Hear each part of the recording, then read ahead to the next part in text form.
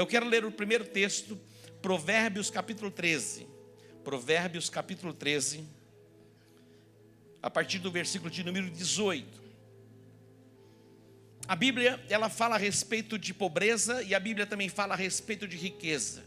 Diga pobreza e riqueza. Se você tivesse a oportunidade de escolher na pobreza ou na riqueza, o que você escolheria? Lógico. Quem vai escolher a pobreza? Deus, ele apresenta diante de nós e ele diz, escolhe a bênção. Ele fala a respeito da bênção e da maldição. Ele diz, escolhe a bênção.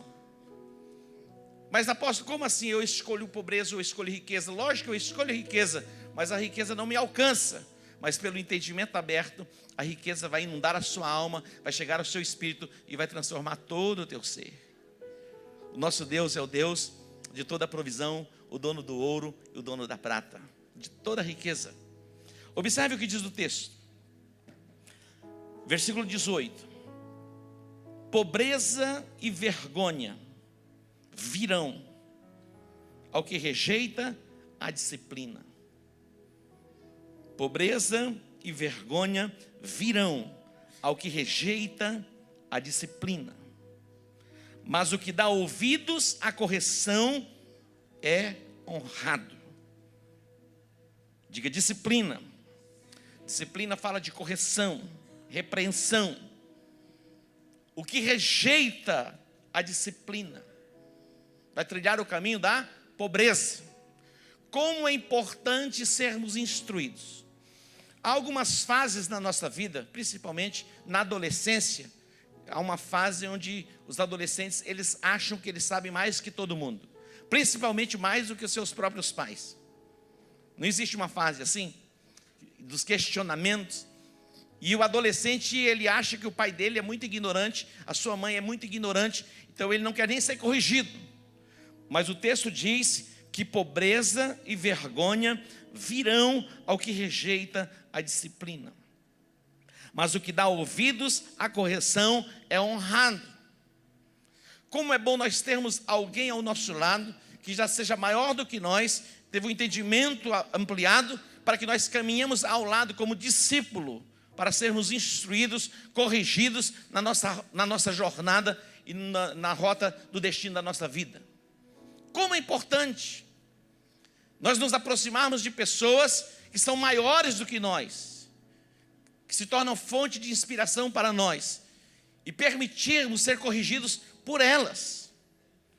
Interessante quando você vai instruir algumas pessoas, você dá algumas instruções e elas acrescentam ainda. Não, mas tem mais isso e mais isso. Então você, na verdade, ao invés de ensinar a pessoa que está sendo corrigida, na verdade ela quer ensinar você. Mas o que o texto diz? Pobreza e vergonha virão ao que rejeita a disciplina. Quando nós nos reunimos como igreja, a Bíblia fala a respeito da profecia. A profecia, ela vem para nos edificar, nos exortar, nos corrigir. Tem vários propósitos da profecia. E a profecia, a palavra, muitas vezes ela vem para nos confrontar, para nos trazer de volta para o lugar certo. Então se abra a exortação, se abra a correção. Para quê? Para que a prosperidade de Deus alcance a sua vida, alcance a sua casa. Diz mais o texto, versículo 19. O desejo cumprido deleita a alma, mas apartar-se do mal é abominação para os loucos. Olha isso. O desejo cumprido deleita a alma, mas o apartar-se do mal é abominação para os loucos. Aparta-te do mal. Deus vai dar você a capacidade para fazer leitura de ambientes, para que você se aparte mesmo, para que você possa trilhar o caminho do êxito, o caminho da prosperidade. Diz mais, versículo 20. Anda com os sábios, e serás o quê? Um tolo. Anda com os sábios, e serás sábio. Mas o companheiro dos tolos sofre aflição. Anda com o sábio e você vai se tornar ainda mais sábio. Mas o companheiro dos tolos sofre aflição. Isso é importante, isso é fundamental. Você se aproximar de pessoas sábias. Se preciso for romper relacionamento com pessoas tolas, rompa relacionamentos. Mas quando você se relaciona com o sábio, você vai ser ampliado em sabedoria. Diz mais o texto: o mal perseguirá os pecadores, mas os justos serão galardoados com os bens. O mal perseguirá os pecadores, mas os justos serão galardoados com o bem. Versículo 22. Atente para esse texto. O homem de bem deixa o quê? Uma herança. A quem? Aos filhos. Lê todo o texto. O homem de bem deixa uma herança aos... Olha só. O homem de bem deixa uma herança não apenas para os filhos, mas para os filhos dos seus filhos. Vai além. A herança não vai se perder na próxima geração, vai prosseguir para as próximas gerações. Como isso é importante entendermos. O homem de bem, ele deixa uma herança aos filhos de seus filhos, mas a riqueza do pecador é depositada para o justo. 23. Abundância de mantimento pode haver na lavoura do pobre, mas a injustiça a dissipa. Versículo 24. Atente para esse versículo. O que retém a vara odeia a seu filho, mas o que o ama a seu tempo o disciplina. O texto está falando a respeito de disciplina financeira. Precisamos estar abertos para sermos instruídos na concepção de finanças. Poucos de nós recebemos instrução a respeito disso. Muitas pessoas vão para uma faculdade, faz uma faculdade de administração, de economia, mas é muito mais do que isso. Nós, como pais, temos a responsabilidade de disciplinarmos os nossos filhos para que eles possam desenvolver riqueza, e as riquezas não pereçam apenas, não cheguem até eles, mas vá até as próximas gerações. Este é o desejo do coração de Deus. Diga: o homem de bem deixa uma herança, não apenas para os seus filhos, mas para os filhos dos seus filhos. Esse tema prosperidade bíblica tem incomodado muito no meio cristão. Existe uma linha que acha que Deus tem prosperidade para o seu povo. Existe uma outra linha que Deus não se envolve com isso, e nós vamos desenvolver a nossa espiritualidade, mas Deus não está interessado na questão de finanças ou de bens materiais. E o que a Bíblia diz a respeito disso? Quando se fala de prosperidade, um termo no hebraico é tsalear. É a palavra mais usada, é esta. Tem aqui o que significa essa expressão tsalear, que é a ausência de necessidade, ter sucesso, bons resultados e abundância. Diga para o seu irmão: tsalear. Ausência de necessidade, ter sucesso, bons resultados e abundância. Deus quer nos levar a este nível de libertação financeira. Algumas pessoas, elas vivem extremamente bem com um salário que aos olhos das pessoas é comum. R$1.000, R$2.000. Algumas pessoas têm o suprimento pleno com R$2.000, R$3.000. Ela tira suas férias. Como é possível? Alguém pode pensar: como isso é possível? Algumas pessoas, 20, 30 mil não é suficiente para as necessidades básicas. Algumas pessoas, R$100.000 não é suficiente. Então, uma pessoa que tem as suas necessidades supridas, e ela vive financeiramente bem, e tem estabilidade, desfruta de paz, essa é uma pessoa próspera. Você ter as suas necessidades supridas, e não tem falta de nada. Não porque você ganha 100 mil, 50 mil, 200 mil, 300 mil ou 1 milhão. Porque tem pessoas que ganham 100 mil, 200 mil e vivem desesperadas, atormentadas e angustiadas, e não é suficiente. Então, Tsaleá, que fala de prosperidade, é a presença de Deus em nós, que nos leva a administrarmos os recursos financeiros com sabedoria, e não tenhamos falta de absolutamente nada. Nada. Será que isso é possível? Diga, é possível.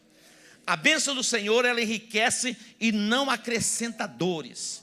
Deus vai derramar nesta noite uma unção fresca sobre as nossas vidas, e seremos cheios de sabedoria, habilidade para administrarmos finanças.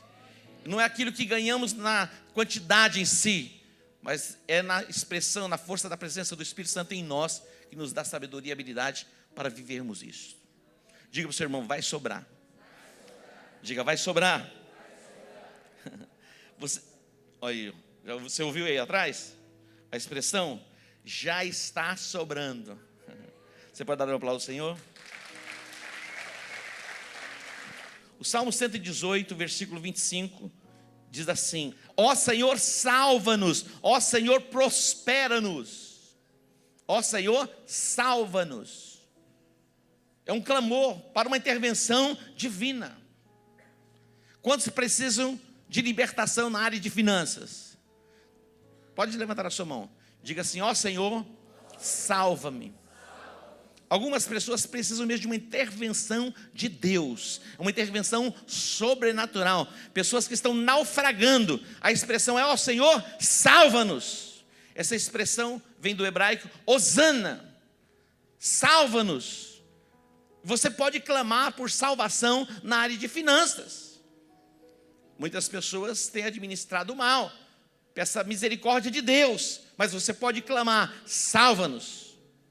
Pedro, quando ele estava naufragando, ele se expressa, ele diz: socorre-me. Ele clama, e o Senhor estende a mão e o resgata. Você acha que Deus se importa com a sua provisão financeira? Sim, Ele se importa com a sua provisão financeira. Então você pode orar como o salmista orou: ó Senhor, salva-nos. Salva-nos. E não para aí, e diz mais: prospera-nos. Deus tem prosperidade para o seu povo. Deus ama a prosperidade do seu povo. Observe comigo o Salmo de número 128. Deus quer que você vá bem no seu espírito, na sua alma e no seu corpo. O Salmo 128, alguns chamam como o Salmo da família. Deus deseja que você vá bem. Diga para o seu irmão: Deus deseja que você vá bem. Deus deseja que você vá bem. Atente para o Salmo. Bem-aventurado aquele que teme ao Senhor e anda nos seus caminhos. Esta palavra bem-aventurado quer dizer feliz. Que nós estamos debaixo de decretos de bem-aventuranças. Nós já fomos abençoados com todas as sortes de bênçãos nas regiões celestiais em Cristo Jesus. E aqui diz: bem-aventurado aquele que teme ao Senhor e anda nos seus caminhos. Versículo 2. Leia o 2 para mim, por favor. Dá para você ler? Vamos lá, versículo 2. Comerás. Levante sua voz. Ó, vai mais ou menos? Diga: vai bem. Comerás do trabalho das tuas mãos. Diga para o seu irmão: tem que trabalhar, meu irmão. Tem que trabalhar. O nosso Deus é o Deus que abre portas. Busque capacitação. Se especialize. Não seja mais ou menos, meia boca. Não dá para ser meia boca, mais ou menos.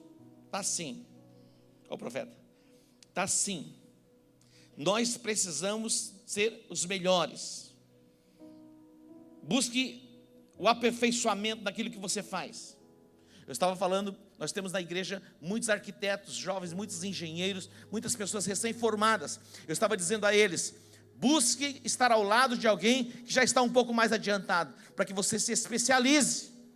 Outro dia eu estava conversando com uma pessoa que é um engenheiro, que já tem várias especializações. Ele falou: apóstolo, ele vem à igreja de vez em quando, ele estava na reunião de homens, E diz, olha, é interessante, quando você é jovem, você não tem experiência e você não consegue muitas portas que se abram para você.